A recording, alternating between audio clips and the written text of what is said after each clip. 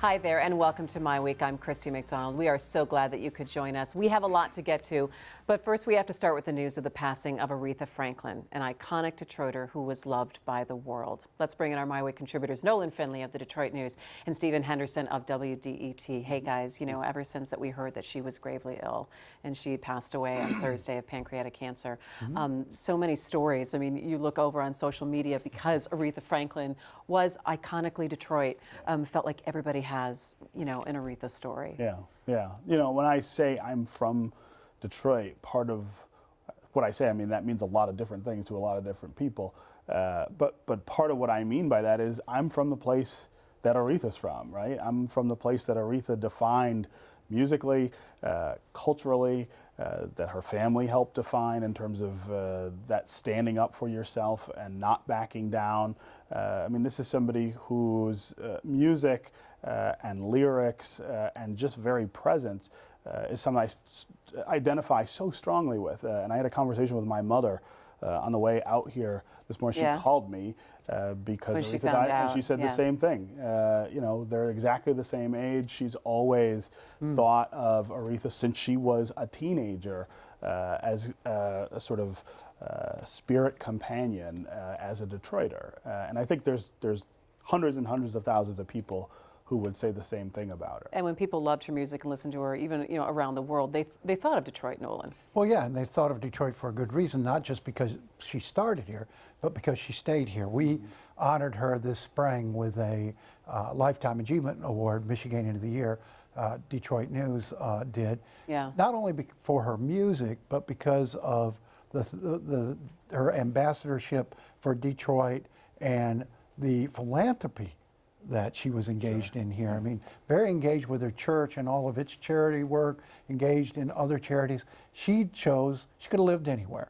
And a lot of artists have started here, most artists who started here. Yeah, and then they leave. Have left. Aretha never left. She stayed here, lived here, she was part of this community, and I think that made her the sort of musical icon of Detroit. And I think that's what you see in a lot of the stories, and even just looking at social media and Facebook and Twitter. It wasn't like that she was accessible every day to people, but people had an Aretha story. I mean, they either saw her at the mall, she was shopping at the mall, or they remember the concerts that they went to and the shows that she did put on. I mean, the show that I saw, and I was sharing this with you, is we saw her perform with the DSO.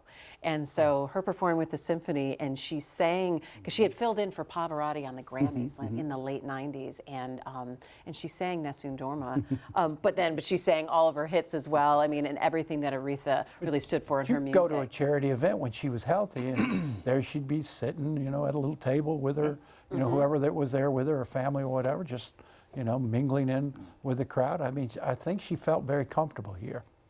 Yeah, musically, there's not a whole lot of people who compare to her, and one of the reasons that's true is that this was an African-American artist who comes onto the scene in the early 60s just as rock is about to have its moment, and she bridges that gap between R&B and soul and rock. I mean, Aretha was a rock star in every sense of the word, and white audiences were as attracted to her music as black audiences right from the were. Even though this is somebody who comes out of that black traditional musicians tradition out of the church, coming again gospel, gospel and blues, she pushes it into this incredible realm of rock, and that's the reason I think that she stands out more than a lot of the other artists who come on the scene at the same time. So, and then that leads to the larger, I think, debate of, do we see artists like Aretha Franklin coming up and coming out anymore? Well, who knows? I mean, but right now we don't, because Aretha came on stage with just her voice. She didn't need fireworks. She didn't need a bunch of half-naked dancers flip-flopping around. Every song didn't sound the same. Not that you're complaining about that. Every song didn't have the same bomb, bomb, bomb, driving Well, you're talking about overproduced, over-synth, she never was performing live very much. She was comfortable with a range of music, so she'd mix it up. It was her voice. and she didn't, she didn't feel she Didn't needed need to much else, sell right? it on anything other than the voice.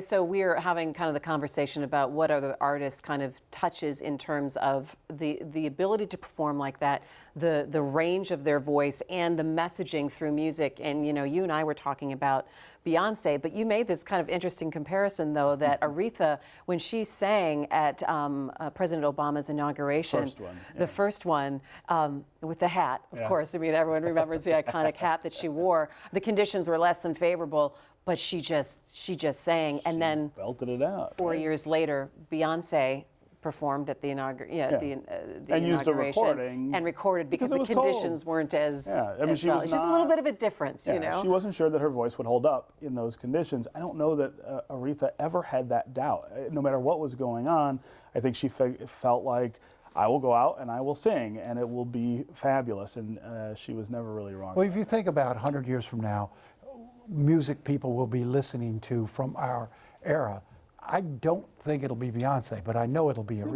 It might be. She might be up there. I think Beyonce's pushing in that direction, I don't think- especially in the last. I don't think she holds a let me take candle your to question. Aretha. Let me take your question that you asked. Like in the 100 years, when you look back, let's say who's the list of the top 5 most iconic Detroiters?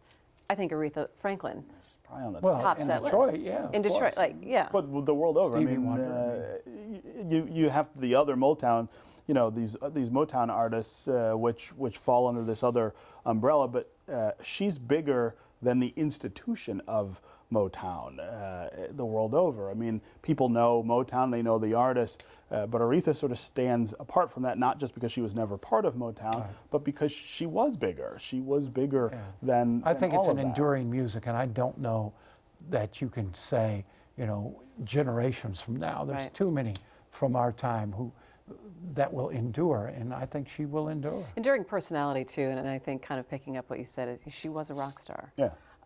In every sense of the word. So that makes me think of, celebrating her life here in Detroit and what that funeral will be like, and what we're going to be seeing, what we're going to be seeing in the city for the next week or so, as people look back and share memories about her and talk about what she's meant to the city. It'll be a crowded church. Her dad's old church, Bethel, will just be packed that day. I'm assuming that's where the funeral will be. But it'll stop the city. I mean, you think of the number of people who will come to be a part of it, and then the people who will come just to catch a glimpse of some part It's of a royal it. It will funeral, be, is what it is. Right. Yeah. Yeah, it's interesting to reflect and again to be able to see a lot of people's stories and listen to what their memories are, how her music touched them and shaped the way they thought about certain things, or it's the soundtrack of certain parts of your life. You know, I mean, that's I think is also a really big connection as well with her music, Nolan. Yeah, I mean, it's really the music of Detroit. And I mean, if you're going to play music that symbolized Detroit, that captured Detroit, it would be probably Aretha Franklin's first. Yeah. Wow, rest in peace to the Queen of Soul.